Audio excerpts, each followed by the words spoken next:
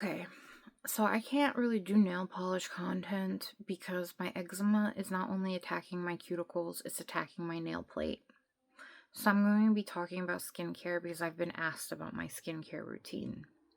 The thing is my skincare routine is extremely convoluted because it's not just about like anti-aging type stuff, which is what most people do, or like trying to improve the look of their face. My skincare routine stemmed from wanting to avoid loose skin from weight loss. And that's why I went down the rabbit hole of learning about skincare ingredients and supplements. So I attacked it both internally and topically. My heaviest was 235.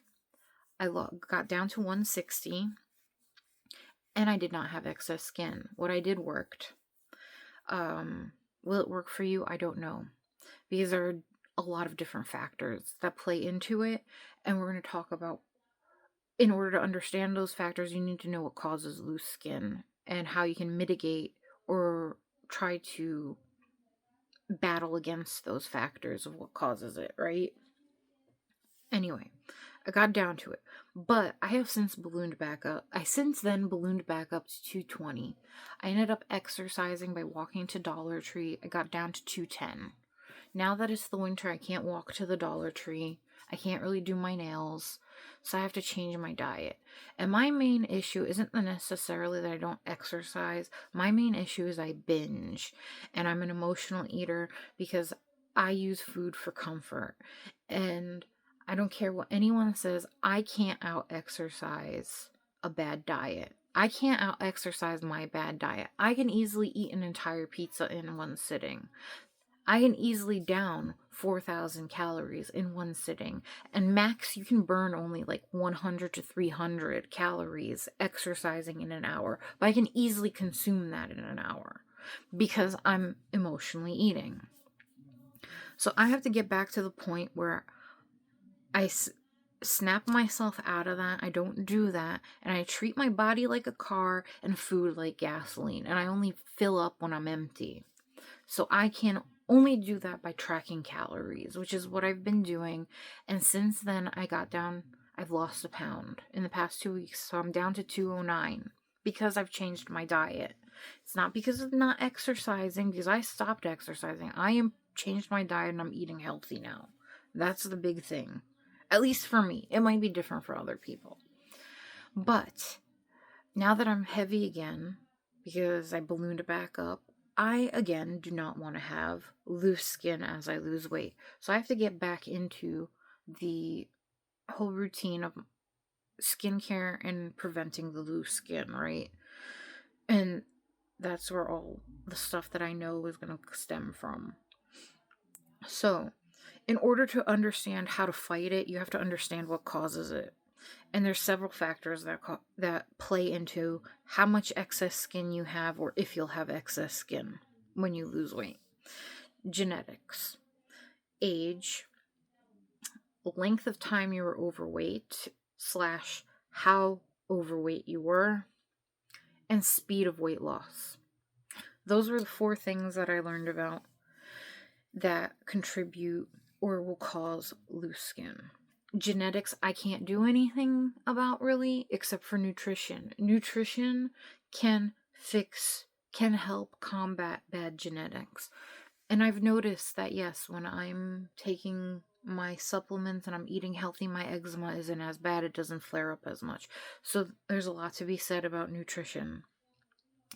Age. I can't do anything about my age. Initially, when I lost the weight, I was 38, so I had 2 years on me, 2 years less than I am now, which is 40, and my skin had a lot more collagen, because after the age of 25, you start losing elastin and collagen, and the odds are stacked up against you, because collagen and elastin are what makes your skin flexible and be able to retract and take that weight and retraction and be able to like kind of back into place. So I got that against me.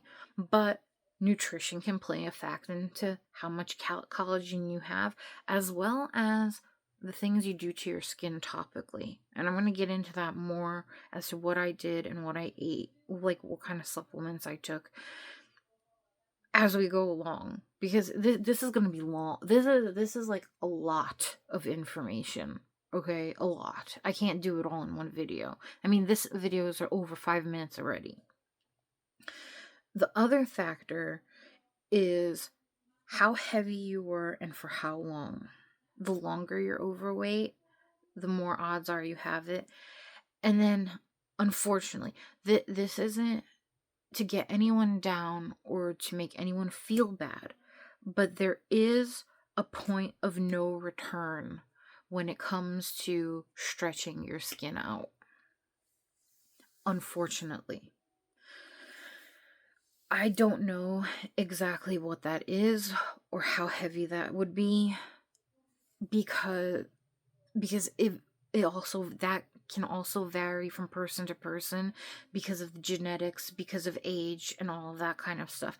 There is, though, a point of no return where your skin has been stretched out to the point you have completely broken down the elastin fibers, and they're no longer woven together. They're just broken, and they're not going to retract. It's unfortunate, but there is a point of no return. I have a feeling a lot of that could be repaired with like microneedling, if you microneedle, which is part of the reason I got into microneedling, but that's a completely different topic, and I kind of don't really want to touch on that topic since it's kind of what's the word? Not confrontation. What is it? I don't know what the word is, but it's taboo. Kind of taboo, right? Anyway, but yeah. So all those factors play a part in whether or not your skin is going to spring back.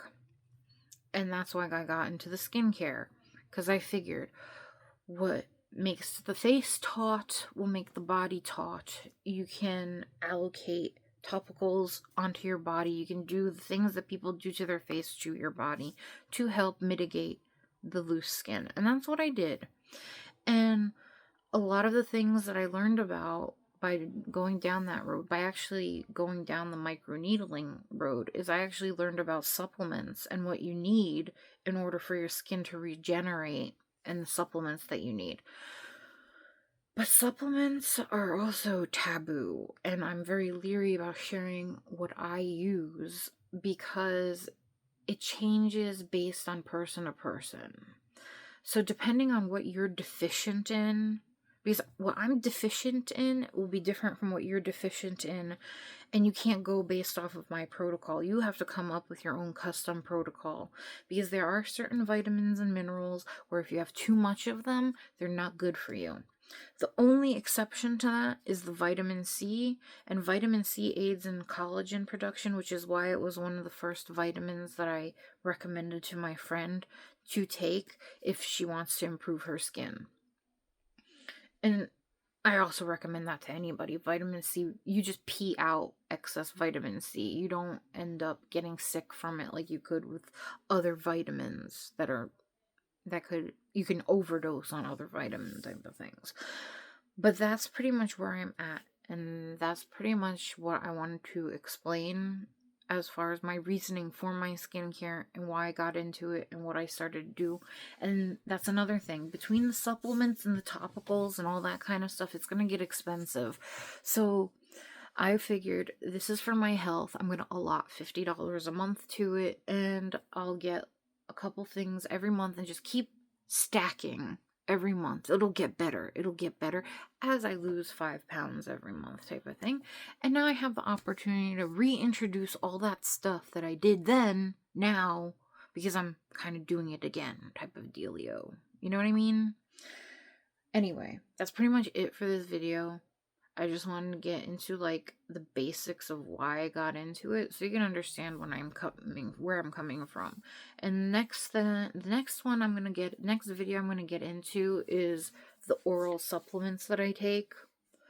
Like I said, very leery of sharing that, but it is something that you need to know in order to check your baseline to see if you get enough of them, and then you can adjust your intake of them accordingly. You don't go based on my protocol. You create your own protocol, ideally with lab work from a doctor.